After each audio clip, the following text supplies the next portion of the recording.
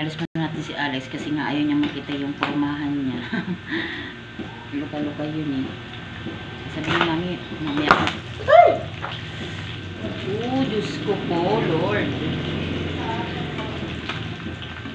Grabe naman manalisik.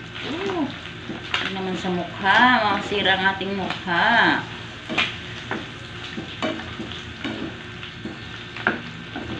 Ayos ah.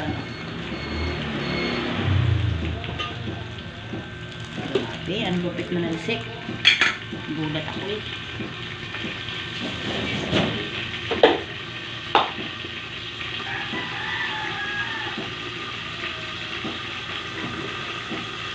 Yan ang outfitan ni Alex eh. Yan, isara natin ang ating pansit. Pansit.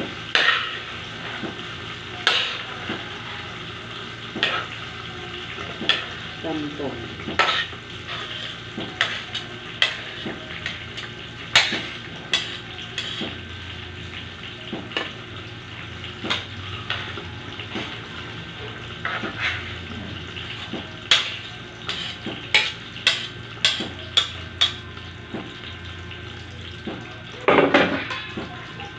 Yan, sino relate? Yung nagpapansit na ano, na inuulam sa kanin.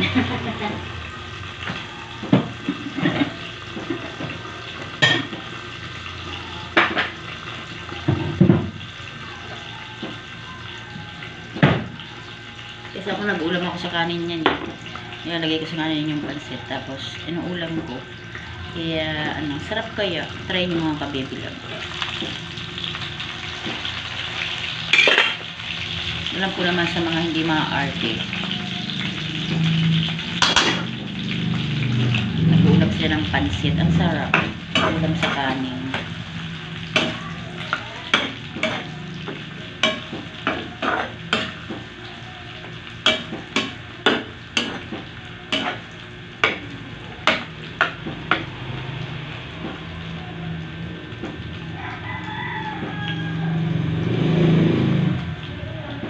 Puwas tayo ng ano, ng ating mantika.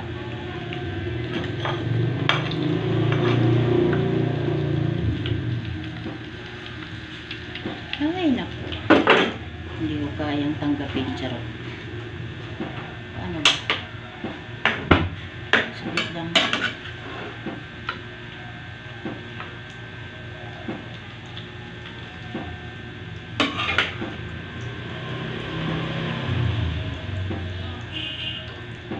Hindi ko kayang tanggapin na mawawala ka na sa akin. Wait lang ha, tanggalin natin ang ating mantika.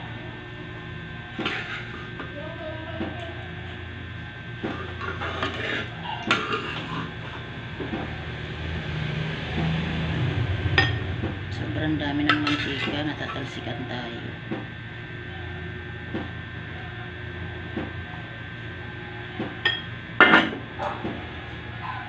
Ayan. Parang alanganin dyan iluto eh.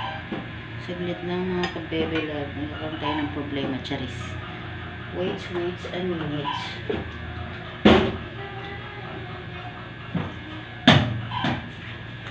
Wala kami masyadong pinggan. Alam mo kung bakit. Pinaparusahan ni Kim si Alex gawa ng hindi kasi naghuhugas si Bunso ngayon. Tinago ni Kim yung mga pinggan namin. Kaya para kaming pulubi na wala kaming pinggan. Kaya gagawin ko. Diba? Ganyan kami rito. Tinatago ni Kim yung mga pinggan. Kasi gusto niya hugas-hugas. Hugas-hugas. Hindi siya yung nanatambakan ng hugasin dito kasi nga si Bunso may pagkatamad. Galit ang atin sa kanya. Tinatago yung mga pinggan para daw walang mapingganan, mapilitang maghugas, diba? Ay naku. Ganyan sila dito, nakakatuwa.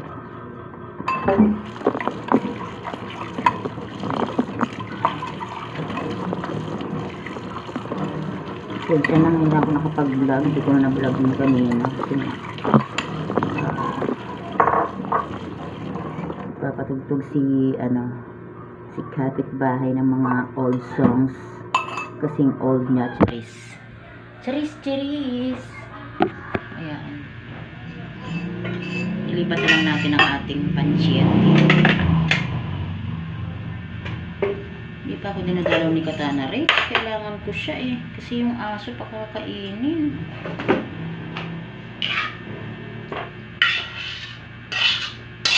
Hindi pa ako dinadalaw ng ating bebe.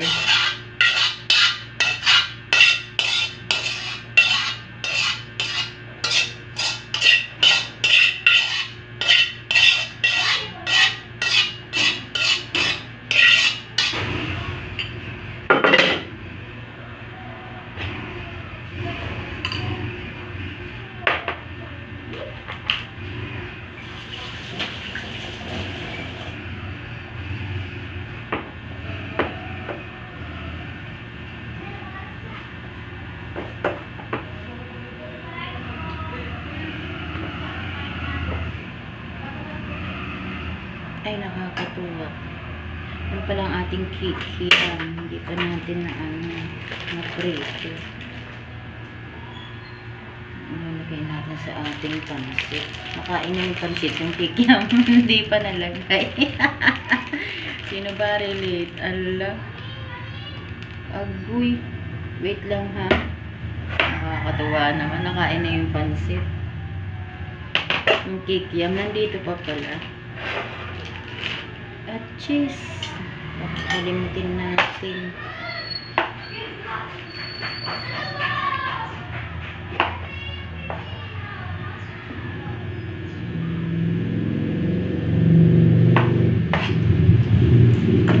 Agoy-agoy. Kikiam natin. Nandito po.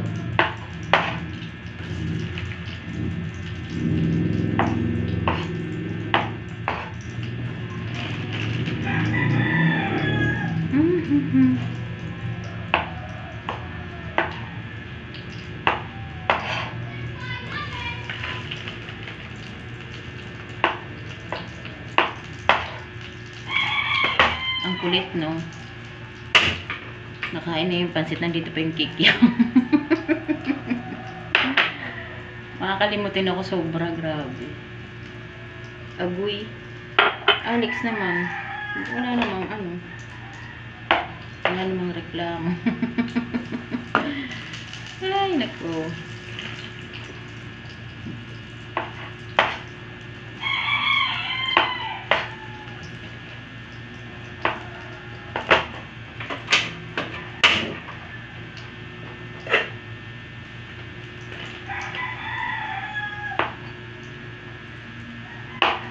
Ang kulets. Nakakatuwa lang. Sino bang relate na nagluluto? Hindi pa pala kumpleto yung luto. Nakain na ng mga anak. Luka-luka. Nalimutan ko yung kikiam. Ay, naku.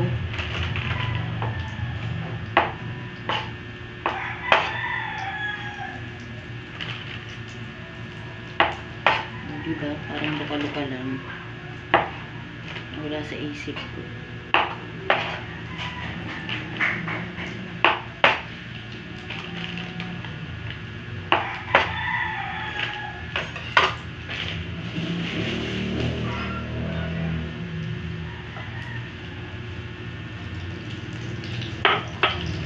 Sinalin-salin ko pa yung mantika. Hindi pala magluluto pa ng kikiam.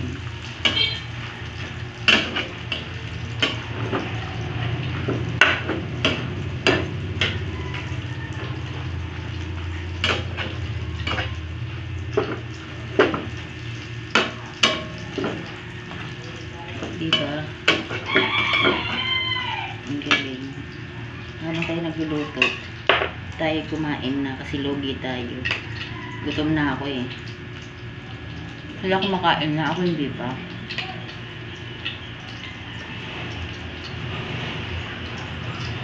Kain tayo.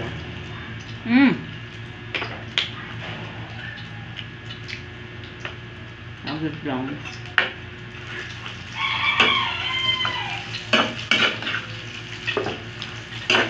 Sumubo na tayo habang gulo tayo ng ating kikiam.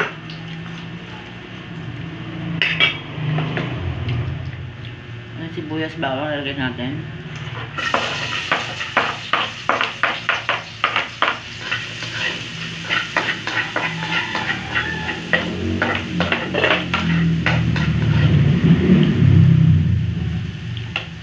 Ganda ng toyo.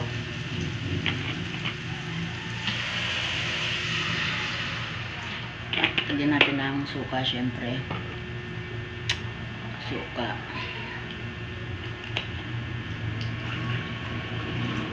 Tapos, syempre, lagyan natin ng paminta. Hindi pala to. Buko pala yun. Kaya pala ayaw bumaba. Ayan. Paminta. Tapos, lagyan natin ng tubig.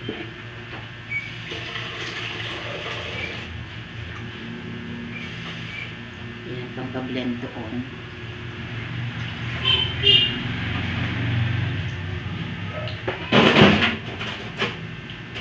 Tapos, lagyan natin ng pampalasa, syempre.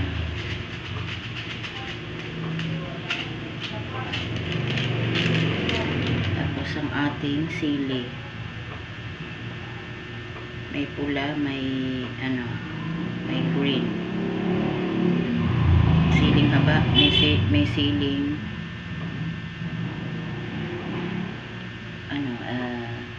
talagang totoong sili. Ito kasi pang sigang lang to. Ang decorate lang kumbaga. Tapos lagyan natin ng konting asukal. Pwede na to. Sunog na ang ating cake. Yan. Lagyan natin konting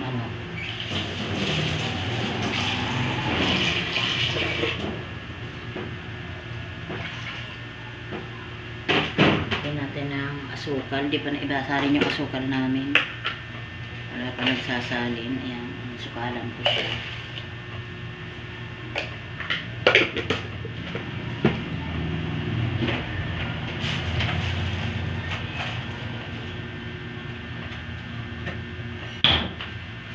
Lagyan tayo ng sili kasi para maanghang talaga siya. Ayan, pero Bicolana. Ang hilig namin sa sili kaya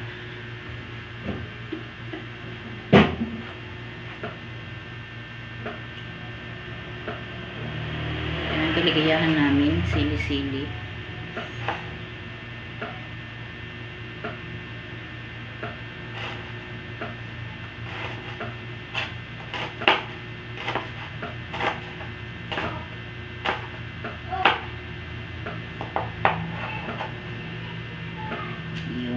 Tayo ng sili.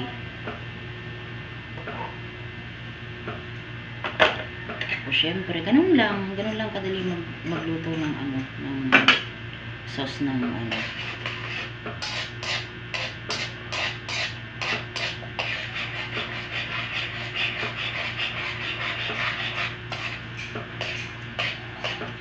sauce ng topak baboy. Tikman natin.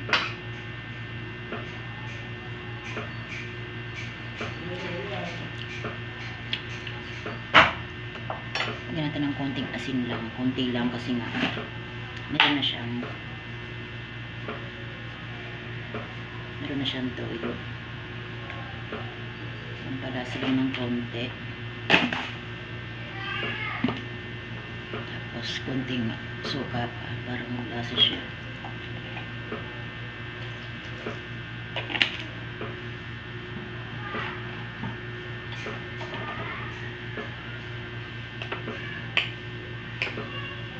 Kain tayo.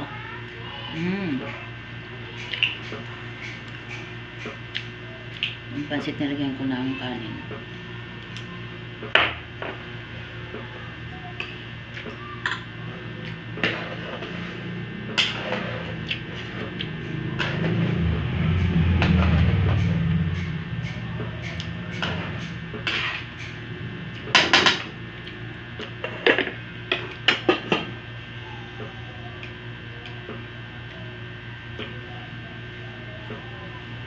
Sarap.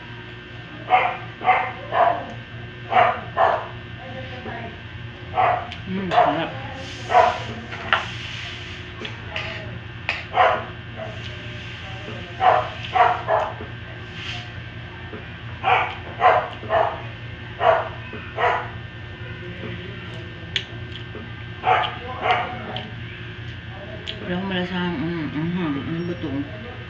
Kakainis, walang Kakainis Lagyan pa kita ng sili.